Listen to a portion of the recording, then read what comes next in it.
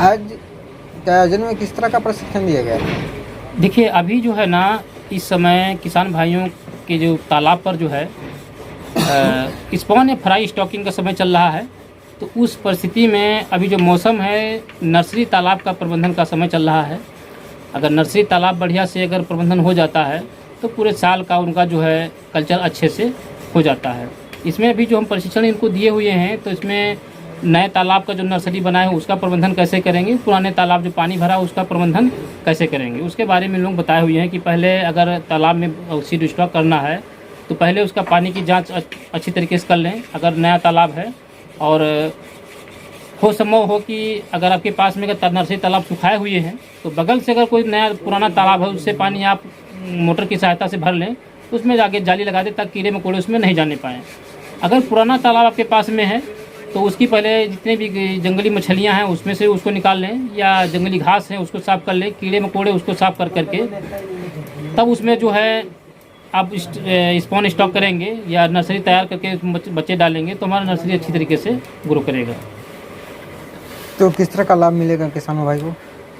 उसमें यह है कि अगर नर्सरी तालाब बढ़िया से प्रबंधन हो जाएगा तो उसमें सिंपल वैसे किसान 30 से 40% ही मात्रा जो है उत्पादन पा पाते हैं। अगर बढ़िया प्रबंधन हो जाता है तो 40 से 50% हमारा जो है फ्राई से फिंगरलिंग तक किसानों को मिल जाता है, जो एक पूरे साल के लिए उनके आमदनी का जरिया बेहतर बन जाता है। कुछ किसान होते हैं जो इतना मेहनत करने के बावजूद भी उनको इस उम्मीद पर खड़ा नहीं हो पाते। उसका मेन कारण यही है क्योंकि जो छोटी छोटी समस्याएं हैं उनके बारे में जानकारी नहीं होना। जैसे मान लिया कि अभी तक भी बता रहे थे कि प्राकृतिक भोजन क्या है, मछली खाती क्या है और उनके रहने के वास स्थान क्या है। तो किसानों को जब तक ये जानकारी उसमें नहीं होगी उन लोगों को कि अगर खाद डालते हैं तो खाद का डालने कारण क्या है, गोबर डालते हैं तो गोबर का कारण क्या है, कौन सी मछली क्या भोजन प्रिफेर कर रही खा रही है, तो और ये छोटे छोटे से पहलू जिसके हमारा जो है उत्पादन प्रभावित हो रहा है। छोटे मतलब संक्षिप्त में कुछ बताइए कि किस तरह वो पोखरी में सब कौन डालें या फिर कैसे करें, क्या करें?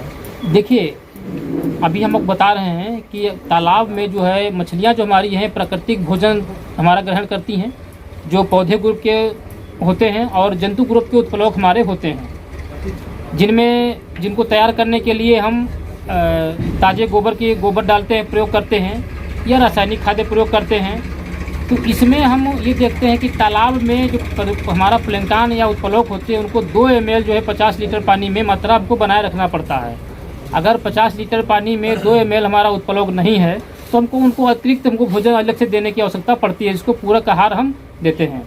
अगर मान लिया किसान को जानकारी नहीं कि हमारे उसमें प्राकृतिक भोजन कितनी मात्रा में है और पूरक आहार भी नहीं दे रहे हैं, तो उस परिस्थिति में मछली हमारी ग्रोथ बढ़िया से नहीं कर पाती और उत्पादन हमारा डिस्टर्ब होता है। इसीलिए उत्प्लवक क्या उसकी जानकारी होना चाहिए और पूरक आहार हम जो है सरसों खली या उसके साथ में और हमारे लोकल में इंग्रेडिएंट अवेलेबल हैं, धान गेहूं मक्का, उनके साथ में मिला करके उनको देना सुनिश्चित करें ताकि हमारा उत्पादन जो है बढ़े। साथ में ही हमारे आज देश में बहुत सारी कंपनियां ऐसी मेरे बीच में हैं जो मछली का दाना बनाती हैं, उनको दाना परचेज को भी किसान भाई खिला सकते हैं, जिससे हमारा मछली का प्रोडक्शन बढ़ सके। लेकिन कभी कभी तो दाना खिलाने पर भी साइड इफेक्ट हो जाता है। वो उसमें कई कारण हो सकते हैं। हो सकता है कि उस तालाब में जो संचय की दर है उससे 4 गुना हो सकता है या 2 गुना हो, कहीं ज़्यादा हो सकता है, या जो पानी की गुणवत्ता है वो खराब हो सकती है, या तीसरा हो सकता है कि अच्छी क्वालिटी का बीज नहीं किसानों को मिल पाया हो। ये 3-4 पहलू हैं जो प्रभावित करते हैं। आपने बताया ताज़ा गोबर और खाद, तो विशेष किसानों के लिए महत्वपूर्ण क्या है? देखिए, ताज़ा गोबर और खाद दोनों अपनी अपनी जगह पर उनको महत्वपूर्ण है।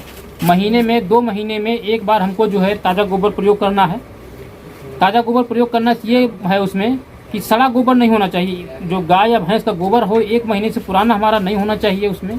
उसको डालने से ये होगा कि हमारे जो जू प्लैंक्टन की संख्या जो है, जंतु ग्रुप की उत्प्लवक की संख्या है, उसमें ज़्यादा ग्रोथ करती है, जिससे हमारे जो है या पौधे ग्रुप के उत्प्लवक है उनकी संख्या बढ़ती है। तो हमारी मछली जो है प्राकृतिक भोजन के सहारे ज़्यादा ग्रोथ करती है। क्यों कि जो हमारा जो है प्राकृतिक भोजन होता है वो 95% डाइजेस्टिबिलिटी होती है उसकी जो है, जिसके कारण जो है वो अच्छी ग्रो करती है।